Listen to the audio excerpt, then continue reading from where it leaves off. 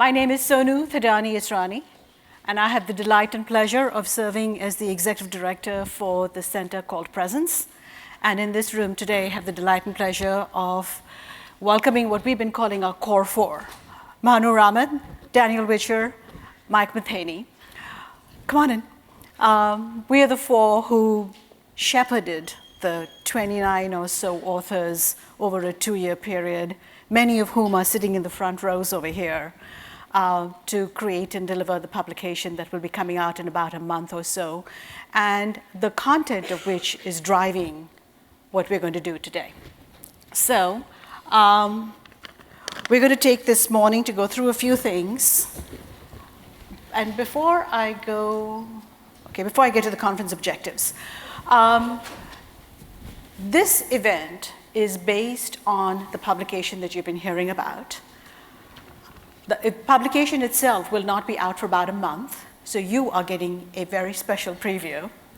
All day today, you will see various authors for each of the 8 chapters on this publication, summarizing their work and engaging a range of stakeholders that represent the content of their work in a panel discussion.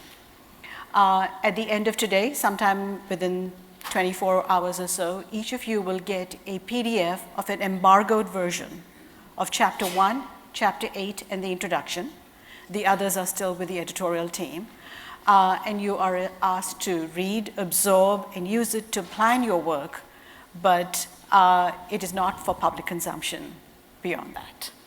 Manu or Daniel, would you add anything to that component? I think you covered everything. Okay, great, thank you.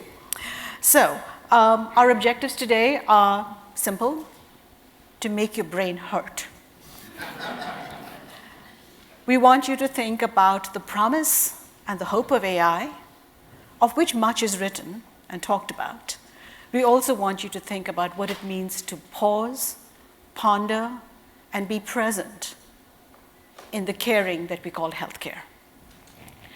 I don't think I have much more to cover than this overview, and I'm going to go through these. So the content of the publication, and thus today, really asks, what does it take to evaluate AI in this healthcare landscape? And we keep talking about care versus medicine. To be very critical in evaluating these opportunities. Technology can do a lot. I spent 25 years in tech before I came to Stanford 11 years ago.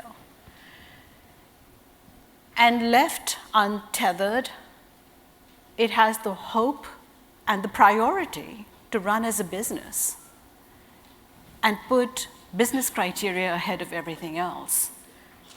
And in a healthcare system that already faces huge disparities, it has the potential to further exacerbate them.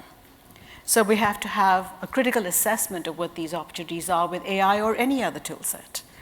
And thus look at what are the appropriate criteria for evaluating and deploying these solutions. If we have an AI hammer in our hand, we run the risk of being techno-chauvinists.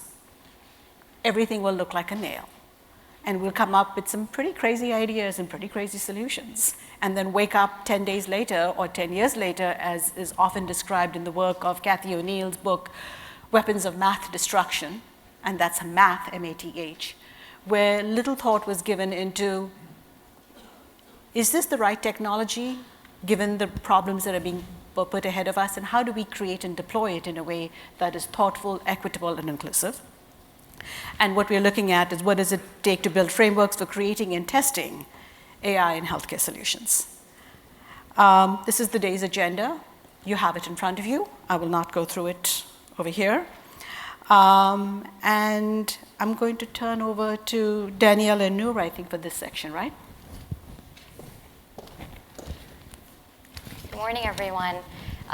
The idea for this publication originated, as Michael mentioned, from a National Academy of Medicine meeting that was held in November 2017. It was through one of our collaboratives, the Digital Health Learning Collaborative, that focuses on a science-driven health system, that we examined the issue and brought together experts from around the country, from various backgrounds and different settings, academic, private industry, from the government, and also from non-governmental agencies to consider the state of AI and the implications for health and healthcare. And by the end of the day, the participants generated a series of barriers that they saw to the progress of AI. And you can see to the right over here, issues of workflow. How do we integrate AI into existing workflows and also optimize workflows? We considered issues around data access and building a robust database that which AI could be developed and modeled after. Also building workforce competencies, not among just medical professionals, but also among clinicians and consumers, and how to take advantage of AI and harness the insights that it offers. So what we realized is that a more sustained and focused approach was needed to really tackle these issues. And so we convened a working group that was headed up by Michael Matheny and Sonu that started in February 2018. And over the course of several monthly teleconferences, it became pretty clear that a publication was needed to started to take form. So the publication we mentioned is not due to release until the end of this year, but serves as a reference document for model developers, for implementers, for end users, and shows kind of the promise of AI, what the potential is, but also on the flip side, the unintended consequences that we can expect and the implications for the field. It also offers some considerations for framing the discussion as the technology evolves. And so over here, you can see it's an overview of the publication, the organization. It spans 8 chapters, starting with chapter 1, which is our introduction. And it was authored by the 4 of us, Danielle, Michael, Sonu, and myself, who offered editorial guidance for the entire publication, and also maintained and ensured that there was coherence among the different chapters. Each chapter was then authored by a team of people, a team of experts that had 2 chapter co-leads. You can see their names up above. And they were responsible for developing the content of the chapters. And so throughout the day, you're going to get a glimpse of the publication. Each of the panels are going to touch on the different chapters and the key priorities we identify in the publication. And before I turn it over, I just want to acknowledge all our authors for their dedication to this. Thank you.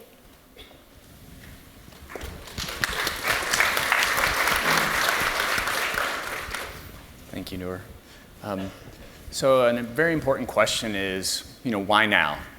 There's been a large explosion of technological components that have facilitated a new wave of AI. And there's been a huge discourse about this in both the lay and academic press that's created a huge amount of expectation.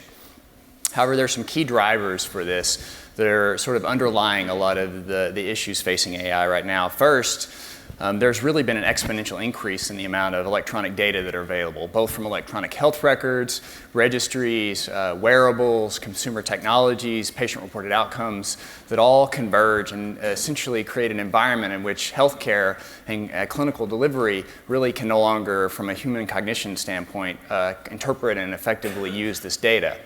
And yet on the other side, clinicians and clinical teams are still responsible for interpreting, collecting, analyzing, synthesizing, and working with the patients in collaboration with the patients in order to develop a care plan that's important for that patient. And so the responsibility is there, and yet the data has outstripped our ability to effectively utilize it all. Second, there's really mounting pressure, both from the community, from healthcare, from government, from a resource stewardship standpoint, to try to improve the quality of care as well as patient outcomes while stopping or reducing cost of care. In this environment, you have, with the increasing technological capacity of artificial intelligence, you have extremely high levels of investment in AI by industry that have created some very, very high profile successes and failures that both help encourage the hype, but also create situations in which you have a loss of public trust and healthcare system trust. And lastly, there's a lack of familiarity as well in these tools. And so you have situations where they're being deployed and used in which the users are uncertain about how to effectively and safely manage them.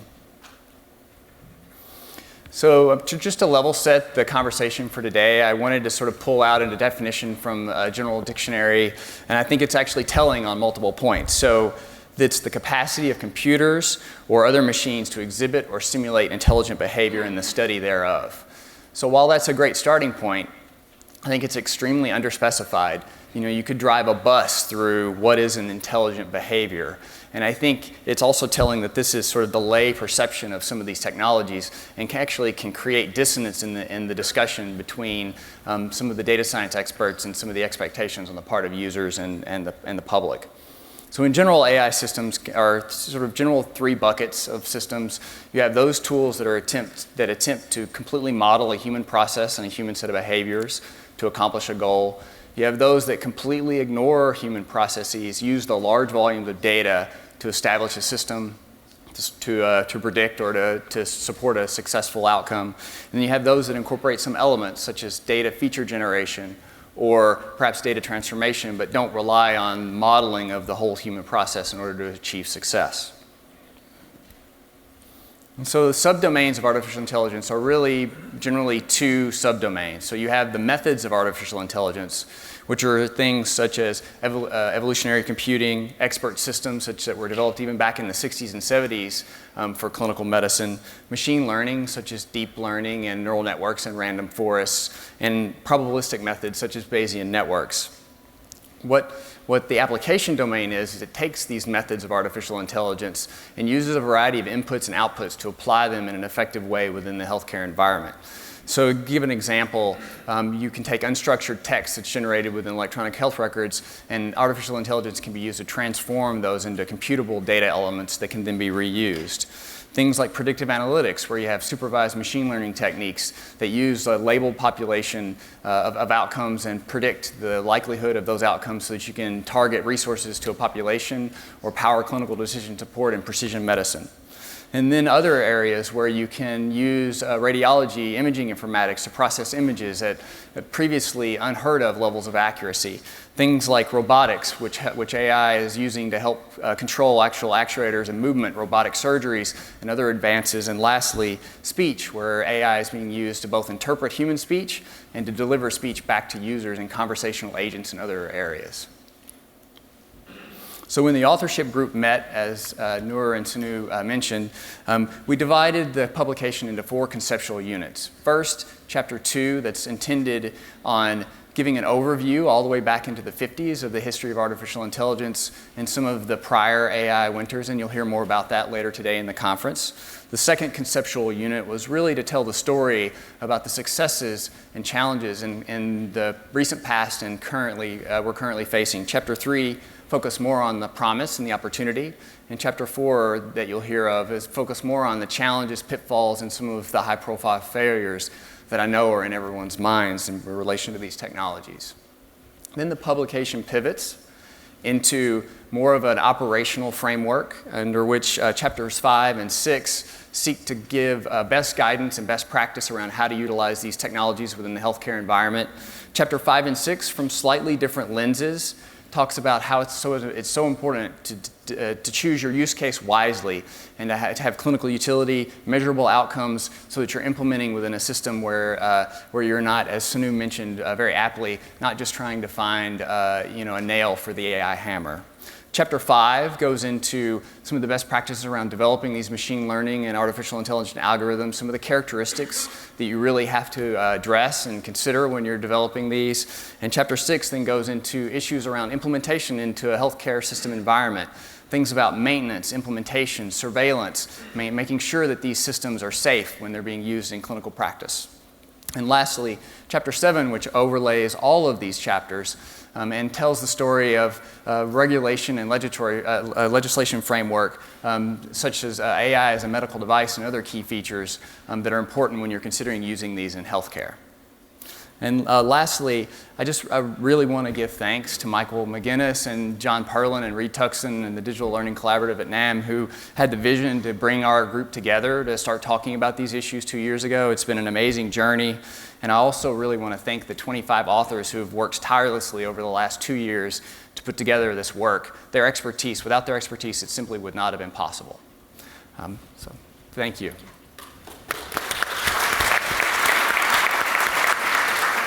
I think you're introducing Jim. Are we doing questions or do you? Yeah, we have time for questions. Yeah, so I think we have some time for any clarifying questions from the audience, and before we move into some of the content of the later chapters, is there anyone who would like to ask a question? Wow, we were that comprehensive. I'm impressed. I think everyone's just waiting impatiently. Everyone's just waiting for the content. So we will do the unheard of and move into the content earlier rather than later. I'm going to invite up for chapter 1, Jim Fackler. Yeah.